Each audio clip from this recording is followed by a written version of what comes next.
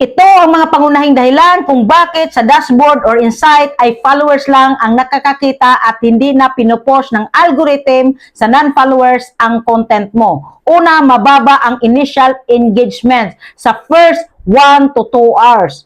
Unang oras pa lang, sinusubukan na ng algorithm ang content mo. Kapag mababa ang watch time, kaunti ang likes, comments, shares, maraming skip agad, hindi na niya itutuloy i-post sa non-followers hanggang followers na lang. Tandaan, algorithm test first. If weak ang response, stop ang distribution. Pangalawa, mababang watch time at retention. Kahit marami kang followers, kung hindi tinatapos ang video, 3 to 5 seconds pa lang, nag-swipe na, red flag ito sa algorithm.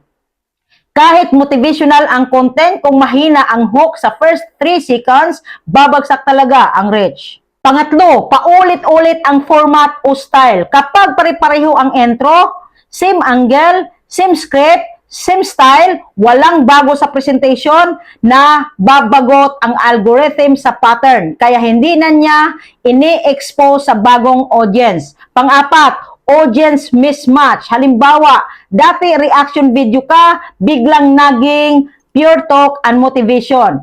Nalilito ang algorithm kung kanino ka i-recommend. Ang resulta, followers lang muna, bihira na sa non-followers. Panglima, kulang sa shares at saves.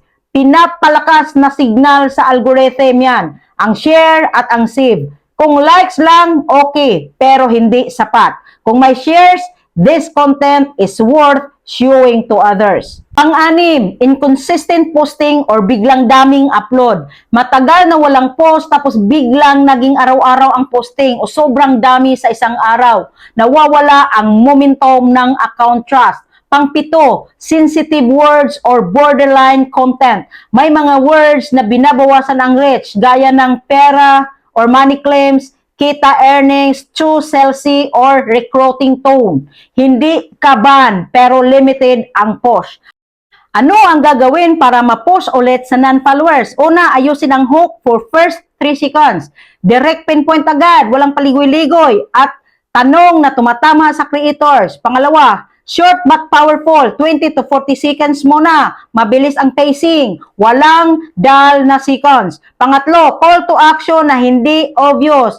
Follow me, mali yan. Share mo to sa kaibigan mong creator. Ganyan. Pang-apat, mix content strategy. 1 relatables, 1 value education, and 1 personal story. Pang-lima, consistency is better than quantity. 1 to 3 times posting quality post a day, same posting time is okay na yan.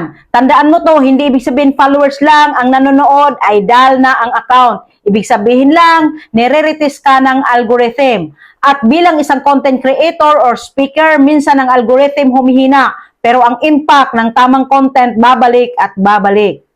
Sana natulungan ko kayo. Like, follow, and share.